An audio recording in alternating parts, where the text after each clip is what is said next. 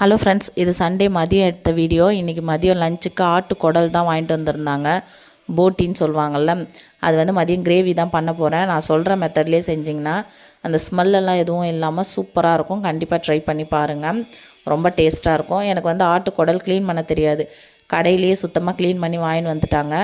நான் வந்து வீட்டுக்கு எடுத்துகிட்டு வந்தோடனே ஒரு 1/4 மணி நேரம் மஞ்சத்தூள் போட்டு நல்லா பிசைஞ்சு ஊற வச்சுட்டேன்.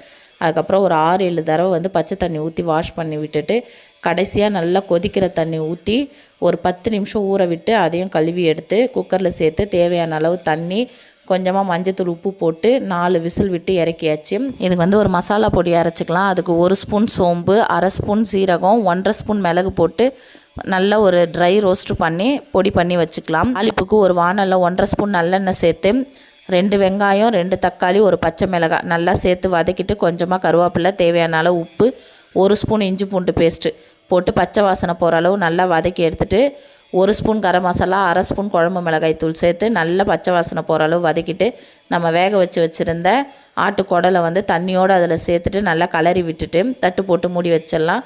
நல்லா சுண்டி வரும்போது நம்ம அரைச்சி வச்சோம்லாம் அந்த மசாலா பொடி அப்படியே அதில் சேர்த்துட்டு கொஞ்சமாக கொத்தமல்லி தழை தூவி மூடி வச்சிடலாம். மறுபடியும் நல்லா கலரி விட்டுட்டு நல்லா எண்ணெய் பிரிஞ்சு வந்தோடனே ஆஃப் பண்ணிடலாம். ரொம்ப சூப்பராக இருக்கும். உங்களுக்கு ரொம்ப ட்ரையாக வேணும்னாலும் ட்ரையாக ஆஃப் பண்ணிடலாம். நான் வந்து கொஞ்சம் கிரேவியாக இறக்கிட்டேன். கண்டிப்பாக ட்ரை பண்ணி பாருங்கள், ரொம்ப சூப்பராக இருக்கும். டாடா பை பை, நெக்ஸ்ட் வீடியோவில் பார்க்கலாம்.